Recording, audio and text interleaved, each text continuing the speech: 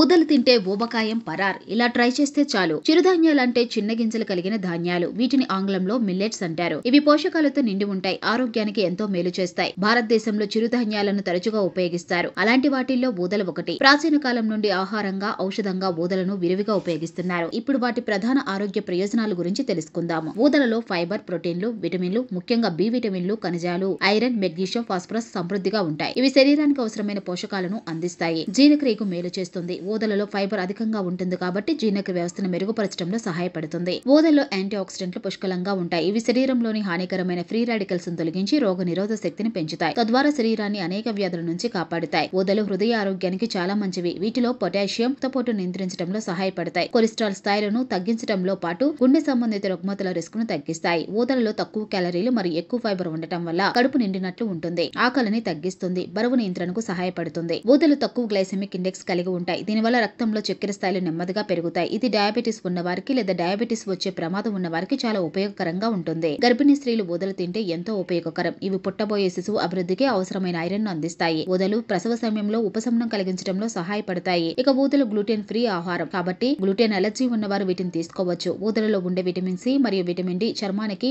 మిలమిలలను ఇచ్చి చర్మం యవ్వనంగా కనిపించేందుకు సహాయపడతాయి. వీటితో పాటు ఊదల మూత్రాశయ నియంత్రణకు, పిత్తాశయంలో రాళ్లను నిర్మూలించడానికి, కొన్ని రకాల జ్వరాలను నయం చేయడానికి కూడా సహాయపడతాయి. ఊదలను అన్నం, కిచిడి, దోశ, ఇడ్లీ మొదలైన వివిధ రకాలుగా ఆహారంలో తీసుకోవచ్చు. ఇవి ఆరోగ్యానికి ఎంతో మేలు చేసే పోషకమైన ఆహారం. ఉదయాన్నే ఖాళీ కడుపుతో ఊదలు తినడం శ్రేయస్కరం. వీటిని నేరుగా తినే కంటే పాలు, స్మూతీలు లేదా మిఠాయిల్లో కలిపి తినవచ్చు. గుండె సంబంధిత వ్యాధులు ఉన్నవారు పరిమిత మోతాదులో తినాలి.